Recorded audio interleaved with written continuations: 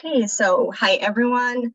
Welcome to Mom's Corner. I hope everyone's doing well today. My name is Zainab and I'm so excited that you are here today with us. We want to thank everyone for joining us.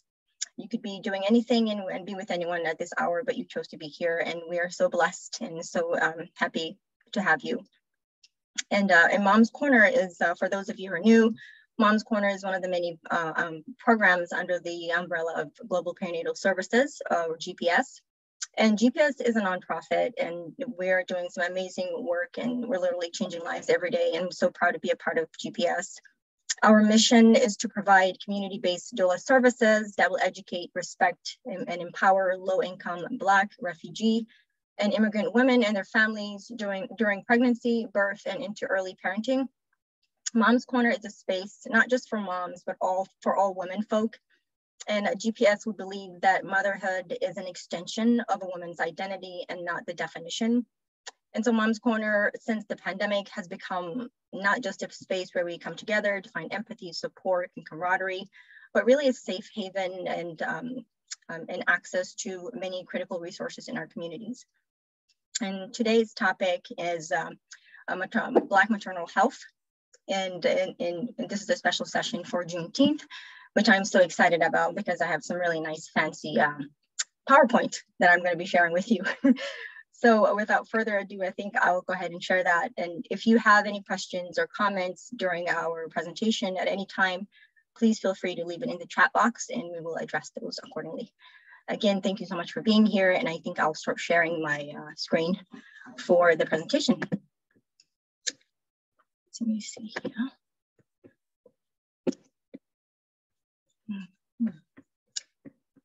Okay, pull it up here.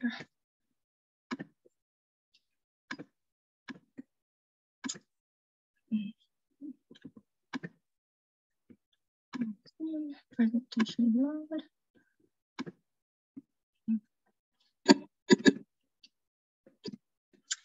So happy Juneteenth. Can you guys see my screen okay?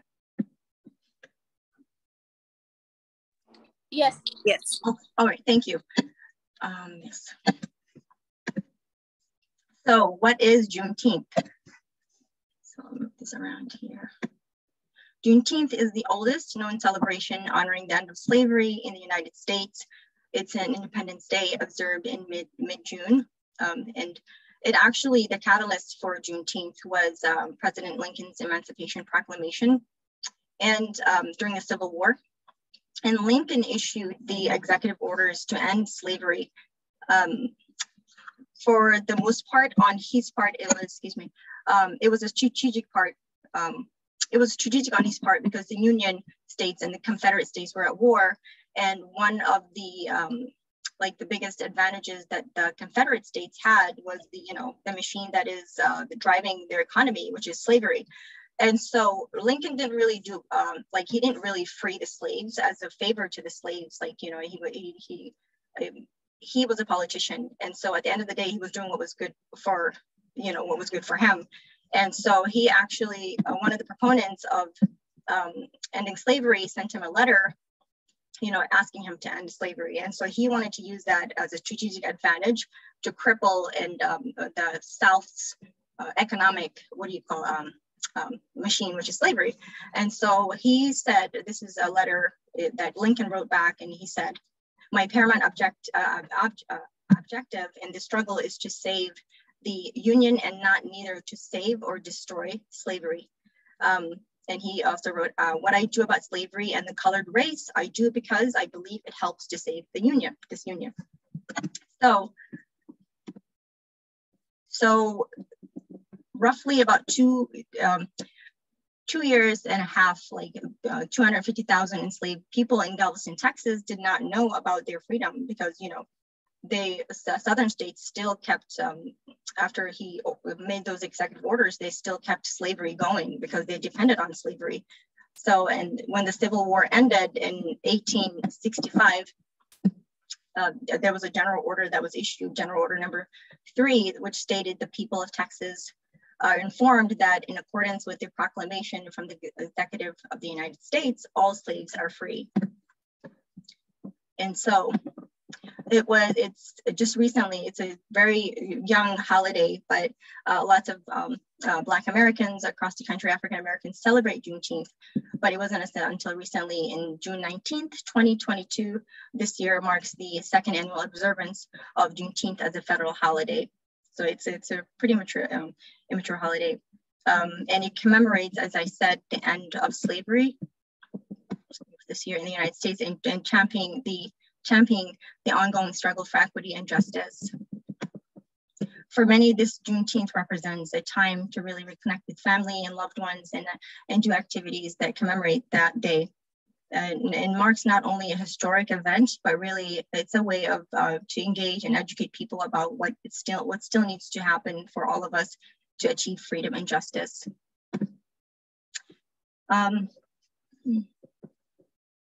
Here, I think. Yes. So how can you get involved with Juneteenth and recognize the day? So this year there are both in-person and online events happening. There are in some cities, Black parties, street festivals, parades, and then one of the ways to also is to support and promote local and national Black-owned businesses. You can contribute to ongoing research for Black healthcare. You can watch documentaries or listen to podcasts or read books on Black history and the Black experience. You can also, of course, one of the best ways is to talk with Black people and learn about their struggles and their history, and educate yourself. And also to donate to Black nonprofits and organizations that are doing some really groundbreaking work and research. And most importantly, you can vote for local policies that promote equity and social justice. And so I think this is one of my favorite slides, because oftentimes, let me get here. Yeah, so there is like GPS. What does GPS have to do with Juneteenth? And of course, the founder of GPS is an immigrant woman.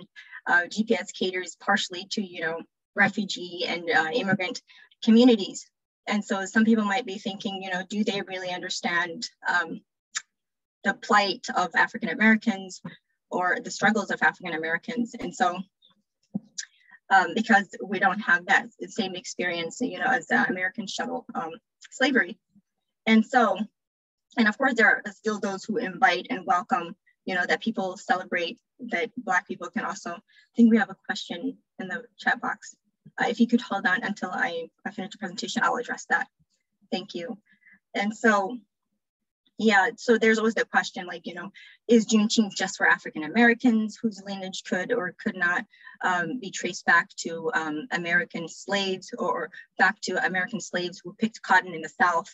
Or can other non-Black people also be included as an act of solidarity with regards to the common tragic threads of our of our histories?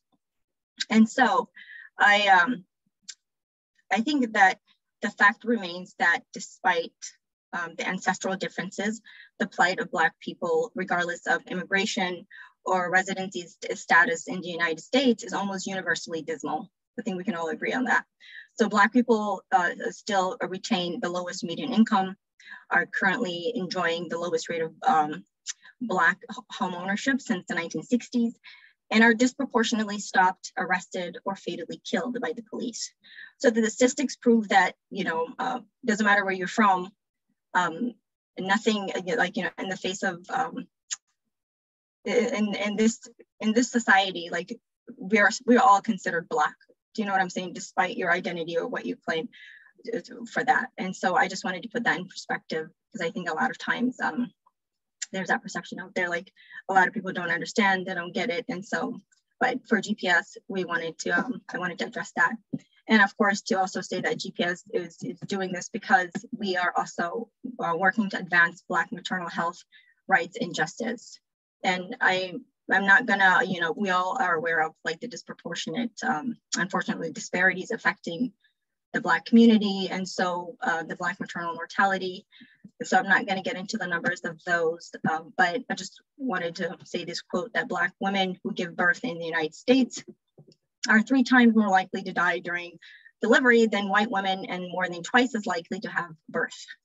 And we wanted today not to just discuss the disparities and the root causes of the maternal mortality crises, but really to provide ideas and to tackle the problem.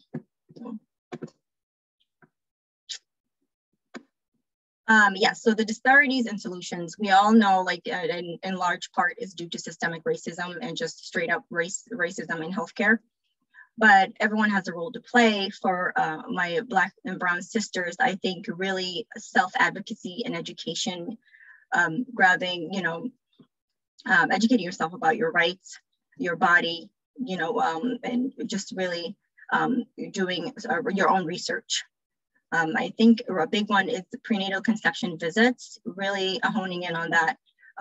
We know that Black people are more prone to having high blood pressure, diabetes, obesity, fibroids. And so really addressing those at your visits and bringing that up even way before you are wanting to get pregnant, to give yourself that advantage. And we love to feed, like our mamas love to feed us during pregnancy, postpartum, and all that stuff. So really being conscious of what you eat and how you eat. Again, of course, there's also inequities, and the healthy foods are not always accessible to Black people, but really taking advantage whenever you can and educating yourself about what foods are good for you and your baby. And bringing a support person to doctor's visits, that's also a really great way to combat racism in healthcare, I think, because a lot of times, our pain is overlooked. Black people don't feel pain as white people. There could be things that are brushed aside that you really want to, bring to attention, or the support person can really speak to your person with the doctor, or, remind you of something that you maybe forgot during the visit, So to have that support person is also very important, I think. And the lactation journey is important as well. We know with, our African-American sisters with a history of slavery and sort of like having that detachment from their bodies of, breastfeeding. And so that also, we need to show support as a community to support that experience and be there for them. And so, and the midwives and doctors, a way that they can combat racism in medicine is, to advocate for policies and procedures and medical medicine that really call out racism, and and be like, okay, you did that for this person last week, and you're not doing the same procedures for this person, or of color. So what's going on? So really, just being an advocate and calling out those instances of racism, I think it's something that doctors and midwives can do. And last but not least, I think vote, because at the local level, voting, that's a way to express like where the markets go, where the bus depots go, and all these other, structural racism components that are really contributing to the disparities in the maternal healthcare disparity. And yeah, I think that ends my presentation. Thank you guys for listening. I think I'll take that, take a look at the chat box now.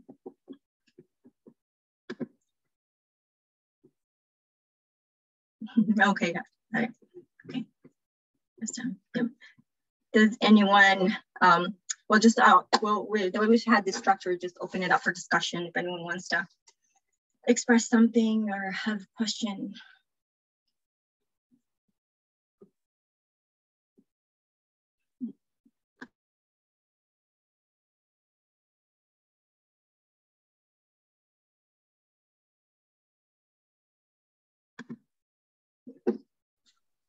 Thank you so much for that presentation, Zainab. That was concise and informational. I did not know that this was the second year only. So I was surprised as well, because until recently, I kept starting about Juneteenth, I'm like, okay. But then just literally like 2 years of this year is going to be the second year that it's actually a national holiday, federal holiday. Mm-hmm. Yeah. Hi ladies, Assalamu alaikum. Waalaikum. I said, but that was really, because I just came join like at the end, but that was beautiful presentation. Thank you, Abai, for the well education, that you gave us. It's really an eye-opening, and it's just very sad that it's been just 2 years, because we had a Black president, and I thought that's when it started, but then I was like, wait, that's not it. It's just Yeah. recently. Absolutely. Yeah. Well, I'm just disappointed that, you know, we had a Black president and he didn't commemorate, you know, Juneteenth as a holiday. Yeah. So, but it is what it is. It's never too late. No, it's not. And, you know, at the end of the day, he's a politician, you know, so you, whatever, to further, that isn't to say that he didn't do much for the Black community, for Black people. I'm sure there are policies out there that he's, you know, advocated for and got on board with. But, you know, at the end of the day, he's a politician. Mm-hmm. Mashallah, that was a really beautiful presentation, Zaid. Oh, thank you so much. Yeah, yeah, I really enjoyed learning about this holiday too. So yeah, I did. Yeah. I learned a lot, mashallah. And also the other thing I was going to say is even my own job, I work at a clinic. So we didn't even start celebrating until this year. So we're going to take this Monday off. So they didn't do it last year. So even the county, I feel like, you know, there's always like, what's it called, bureaucracy and stuff. And also I heard that in order to get a holiday pass, you have to have a certain number of votes, like in the House and Senate. So it's hard getting a national holiday pass. Absolutely, yeah, and they did like a lot of behind the scenes work, you know, to get it to be recognized, because a lot of people have been celebrating this day. It's just recognizing it as a national holiday, and rightly so, you know. But they've been having, you know, of celebrating, dancing, and all that. Everyone in their homes or getting together at families' houses. So yeah, it's a very poignant time. Exactly. Yeah. Yes, I'm happy to report that GPS is observing this holiday as well. We're closed.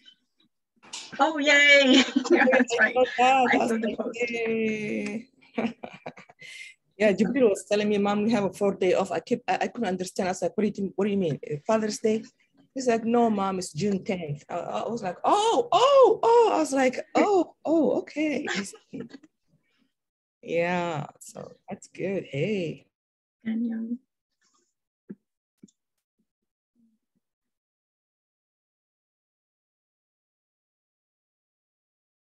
somebody was asking me earlier from the community, one of the mom that I work with, she said, is the Somali community celebrating Juneteenth? And I was like, I don't know. Let me dig some more, because this is new to us. You know, this is just the second year. So let me find out what the Somali community is doing, because Sahra is, you know, responsible for the Somali community. So Faiza, Sahra was looking for you, by the way. Did you reach out to her about Somali Independence Day? Sorry to speaking down. Oh yeah, no, she left me because I emailed her, told her we're interested in getting a table, and she said she'll call me back. But she called the office number and I was supposed to call her back. But anyways, and on Tuesday, hopefully I'll call her back. Yeah. So please do call her back, because she was really looking for you.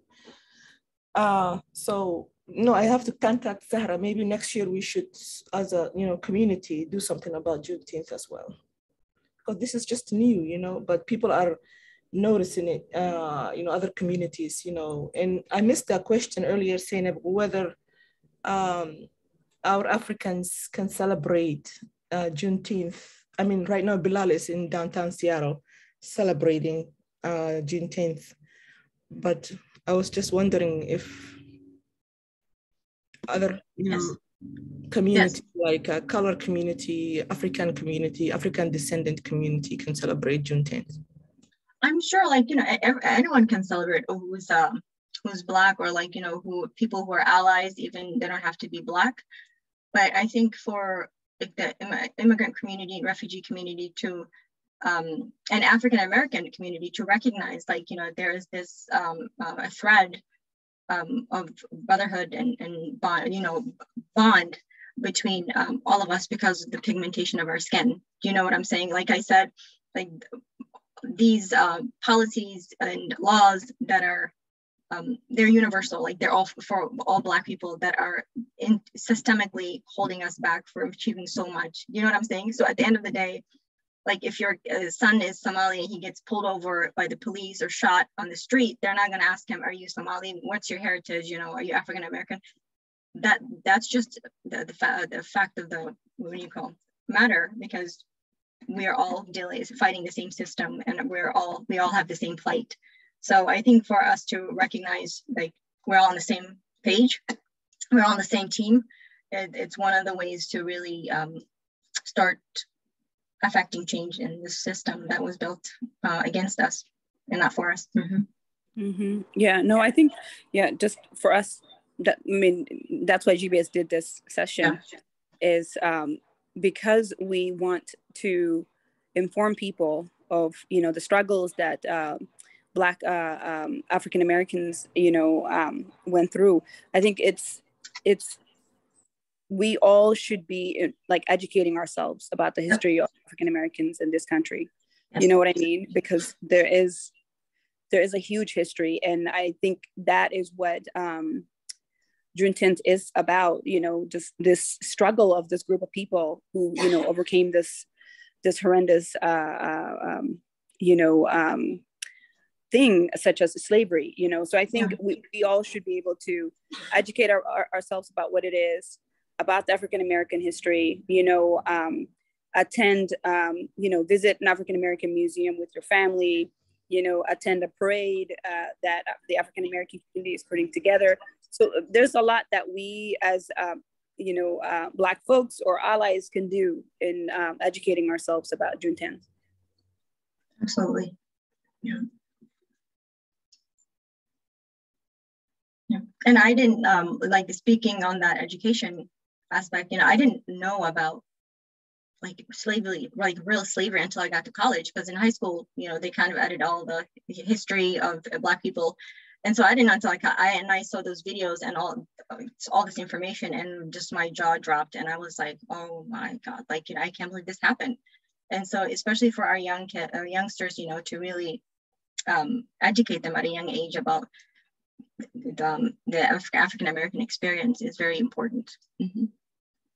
Yeah, because our schools, elementary, middle, and high school, they don't teach anything about the real history, especially as it relates to African American people. You as a parent have to sort of find that extra, support for your children, like extra education, because most kids are like, their jaws opens when they go to college, and even college, they're still covering up of like controlling of what materials people study. So it's really up to us to find information, especially from other African Americans. You know what I mean? Like that I read other African Americans. There was I think just this past February, there's a documentary on Amazon. I have to find it and share the link with you all. And it is a few African American educators put it together, telling the history from their point, perspective. And I mean, I'm planning on purchasing it because it's not available on Amazon anymore. Whatever. But yeah, I think people should be able to get information from African American, teachers. Yeah. I think for me, it was really helpful that my teacher was African American, and so he just laid it out there. Like, he had free autonomy with the class material, I'm assuming, because he was just telling like it was. And I could not wait to get to his class every day, because I was learning from the horse's mouth, and I was seeing all this stuff, like, oh my goodness. So I really am glad that I got that opportunity, because it was very important in just really putting in perspective how the enormity of this experience, of this tragedy and experience.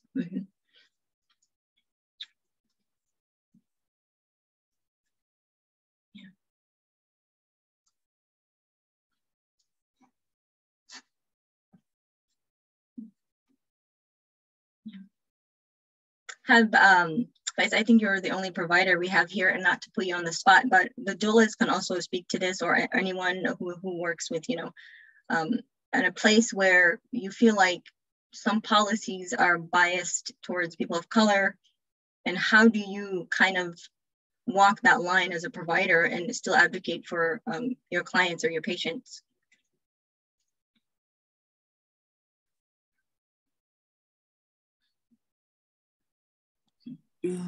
Advocating for our clients. I think just making sure that mentoring and aspiring, young African-American providers is, I think, a huge step forward, because people need to have people that look like them supporting them. So one of the things I try to do is just mentoring aspiring African-American folks. Because I have people seeking out for my services because of the color of my skin, right? And people want to be comfortable. They want to be, someone who understands, someone who, makes excuses. Like, for instance, if somebody's late, I don't automatically, assume like something, like I know life happens, you know what I mean? Like, I'm flexible. I'm flexible in people bringing their kids in, because I know not everybody has families to look after their children. So there's this like understanding that sort of comes with when you're getting services from someone that looks like you. As far as policies and stuff goes, just being able to support like the coalition that our nonprofit is part of. It's a coalition that was supporting in making Medicaid services, Medicaid to provide, doula service as well. So like just being part of those sort of movements, coalitions, I think it's one of the ways to help, make sure that the disparities, for Black women is in existence, or just at least reducing it, right? Training more doulas, more lactation, people that will cater to the African-American community. So those are some of the ways I think I myself and the organization is trying to help. Absolutely, yeah.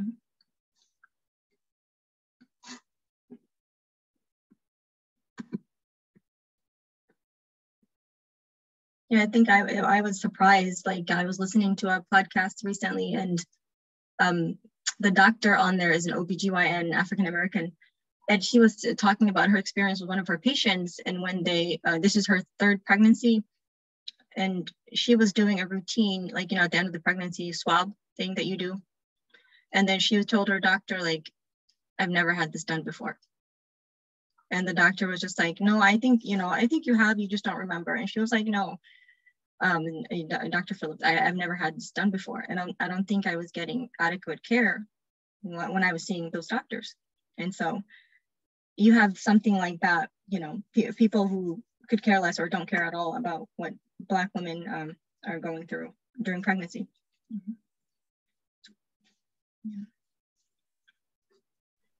Hello, it's me again, Jamila.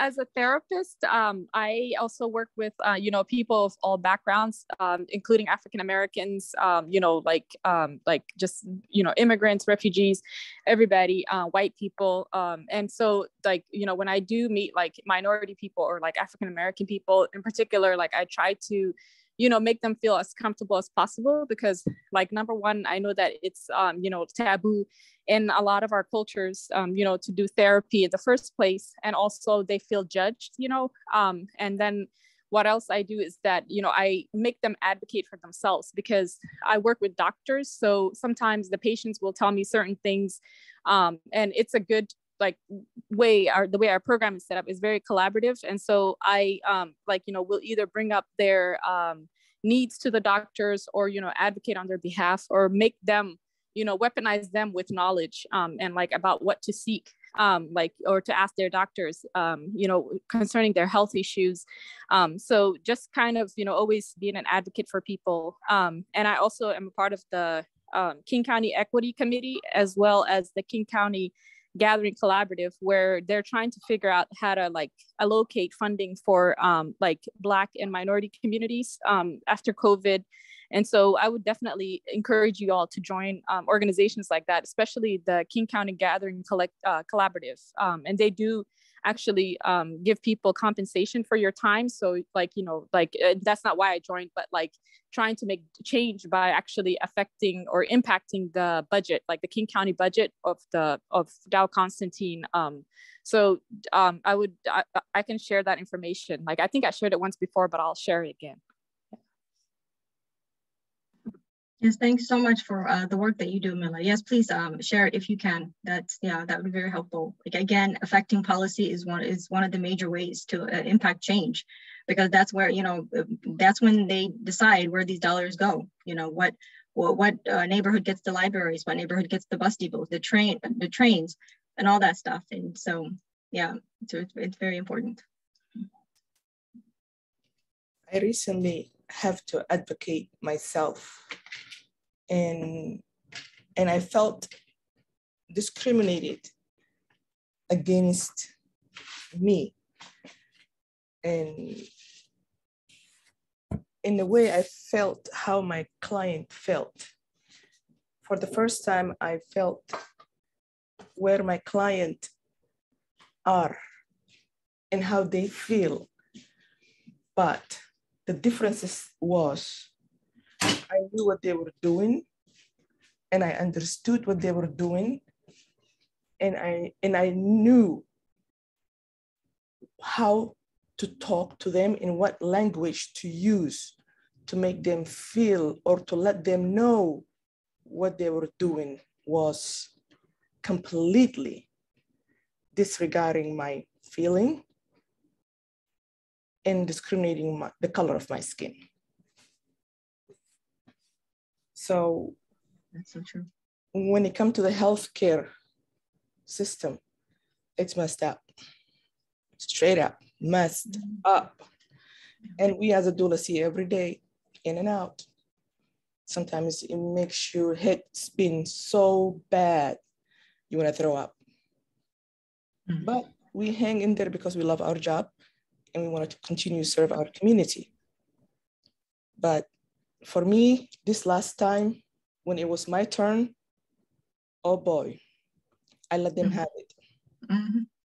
And I'm sure they will never, maybe, they will remember for the rest of their life. They see the next black woman with hijab on it. Maybe some of them might even have nightmares. Telling you, don't mess with the hijabis, especially the farolis. You sure left an impression on them, Sarah. I left them with a lifetime impression. I'm telling you. No, you have to do that. Yeah, you really have to do that.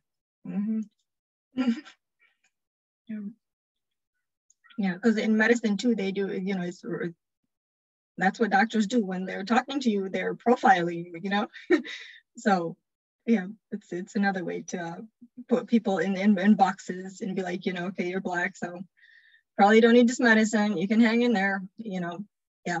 So they don't believe you. Or you're not in pain. Yeah, there you go. Or you don't need this test. Yeah, there you go. And you literally need that test. Yes. And because you work with the system. Oh, wow. Yeah. And you're like, why are you hesitating for me that test? Yeah, there you go. Damn. Yeah. So, okay.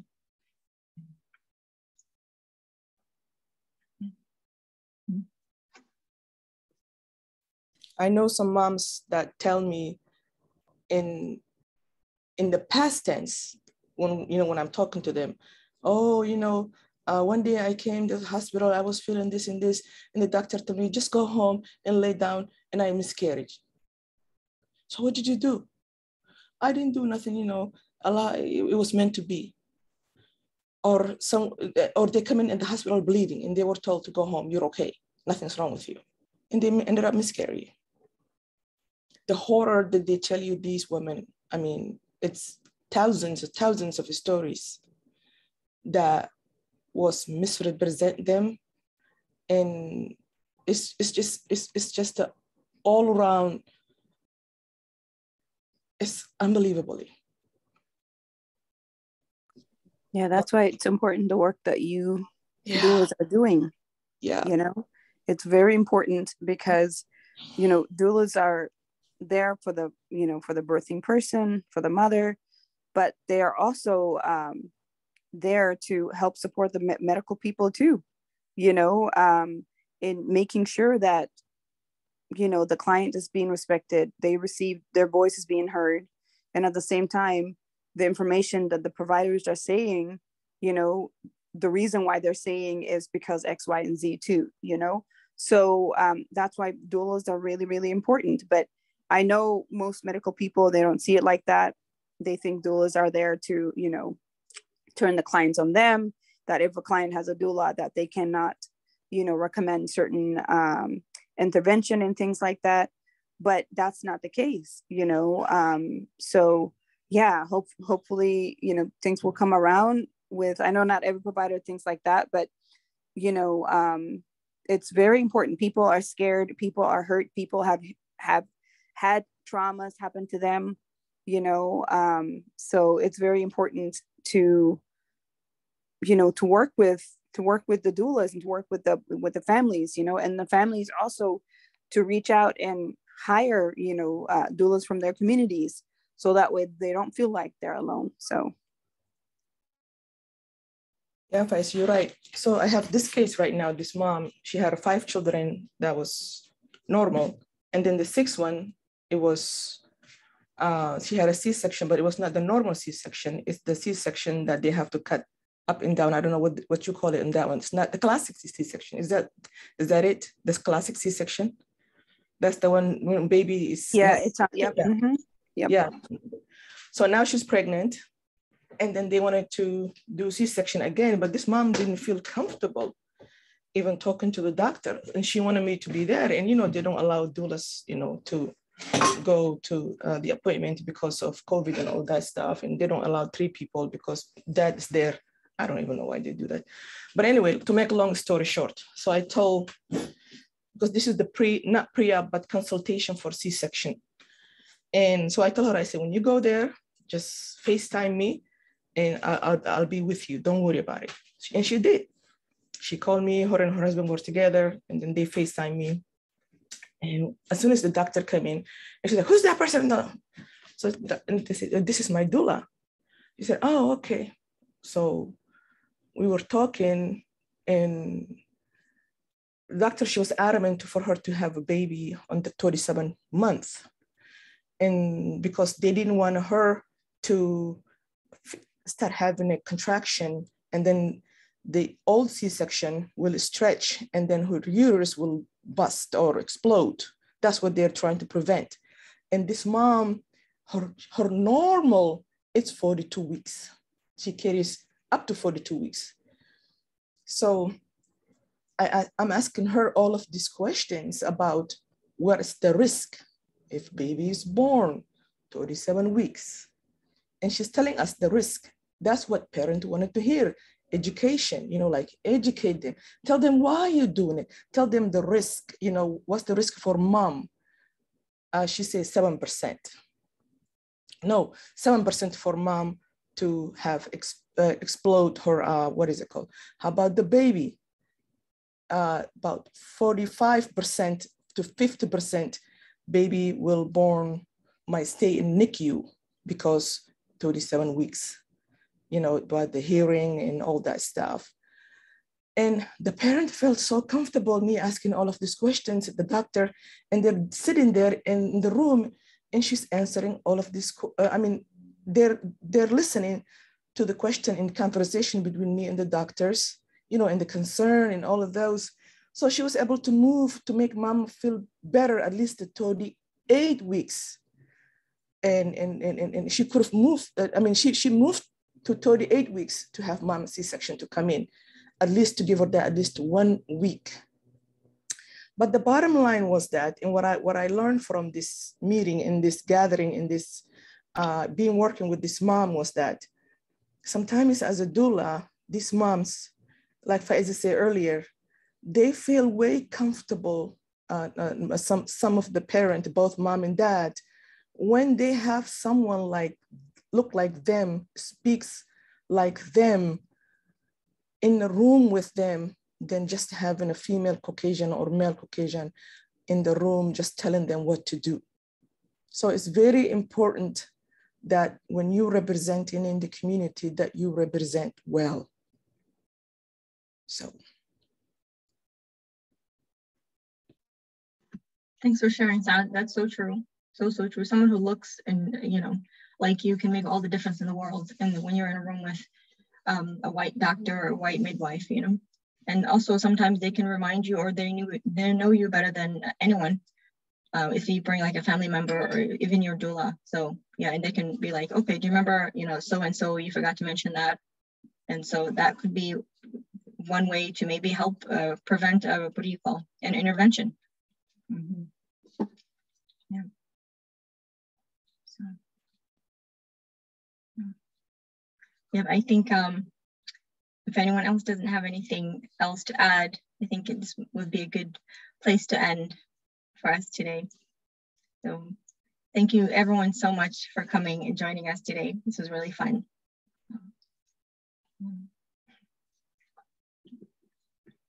Thank you for the beautiful presentation.